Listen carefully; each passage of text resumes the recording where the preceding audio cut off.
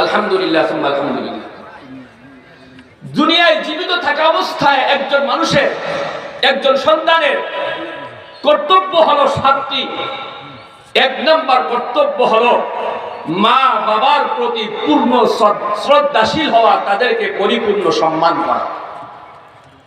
যেহেতু আল্লাহ রাব্বুল আলামিন আমাদেরকে দয়া করে মায়া করে মা বাবার মাধ্যমে পাঠিয়েছে, এ কারণে মা বাবার প্রতি শ্রদ্ধাশীল হওয়া, তাদেরকে সম্মান করা, এটাই আল্লাহ রাব্বুল আলামিনের শিক্ষা।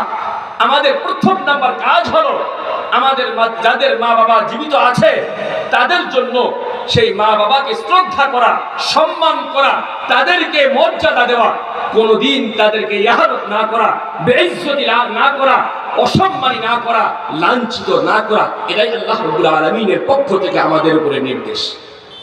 সূরা বনী ইসরাঈলের 23 নম্বর আয়াতে আল্লাহ রাব্বুল আলামিন এই কথা বলেন, قال الله سبحانه وتعالى وقضى ربك ألا تعبدوا إلا إياه وبالوالدين إحسانا إما يبلغن عندك الكبر أحدهما أو كلاهما فلا تقل لهما أف ولا تنهرهما।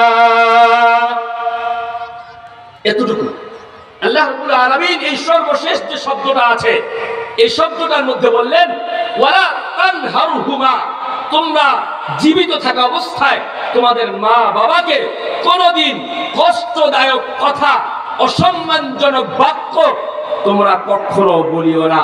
অর্থাৎ পরিপূর্ণ শ্রদ্ধা, সম্মান আর মর্যাদা তোমাদের রাখতে হবে। 2 নম্বর যে বিষয়টা আসছে, মা বাবার পূর্ণ খেদমত করা, মা বাবার সাথে সদাচরণ করা, মা বাবার সাথে ভালো ব্যবহার করা। এই ব্যাপারে অসংখ্য অবারিত আয়াত এবং হাদিস আসছে।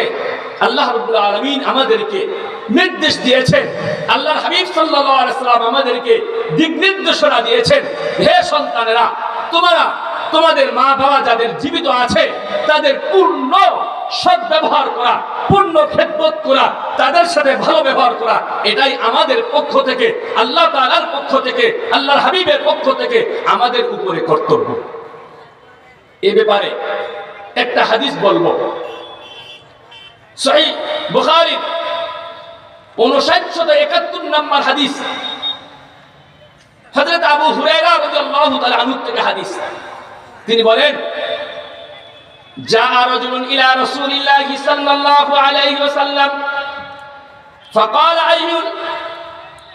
يا رسول الله من أحق الناس بحسن الصحابة؟ قال أمك. قال ثم من؟ قال ثم أمك. قال ثم من؟ قال ثم أمك. قال ثم من؟ قال ثم أمك. قال ثم من؟ قال ثم أبوك। আল্লাহর হাবিব সাল্লাল্লাহু আলাইহি ওয়াসাল্লামের দরবারে রাসূলের একজন সাহাবী আসলেন, বললেন, ইয়া রাসূলুল্লাহ, মান আহাক্কুন নাসি বিহুসনি সাহাবাতি? দুনিয়ার মধ্যে আমি ব্যবসা বাণিজ্যে থাকি, আমি চাকরিতে থাকি, আমি বিভিন্ন মানুষের সাথে উঠা বসা করি। আচ্ছা বলেন তো, আল্লাহ রাসূলকে সাল্লাল্লাহু আলাইহি ওয়াসাল্লামকে জিজ্ঞাসা করলেন, হুজুর আপনি বলেন পৃথিবীর সবচেয়ে শ্রেষ্ঠ ভালো ব্যবহার আমি কার সাথে করব? আল্লাহ রাসূল বললেন, উম্মুকা, তোমার মায়ের সাথে করো। আবারও জিজ্ঞাসা করলেন, সুম্মা মান, এরপর কার সাথে করব? আবারও বললেন, সুম্মা উম্মুকা, তোমার মায়ের সাথে করো। আবারও বললেন, সুম্মা উম্মুকা, এবার কার সাথে করব? আবারও বললেন, সুম্মা উম্মুকা, তোমার মায়ের সাথে করো। আবারও বললেন, সুম্মা মান, এবার কার সাথে করব? চতুর্থবারে আল্লাহর হাবিব সাল্লাল্লাহু আলাইহি ওয়াসাল্লাম বললেন, এবার তোমার বাবার সাথে ভালো আচরণ করো।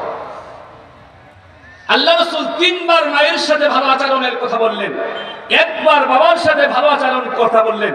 এই কথাটা বলার কারণটা কি? এটা আমরা একটা আয়াত দ্বারা স্পষ্ট বুঝতে পারবো।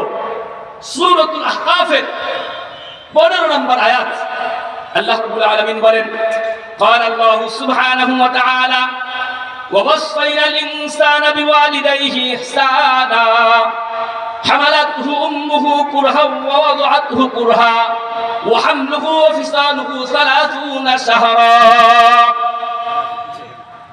আল্লাহ রাব্বুল আলামিন এখানে তিনটা কথা বলেছেন। মায়ের কথা আল্লাহ রাসূল তিনবার বললেন।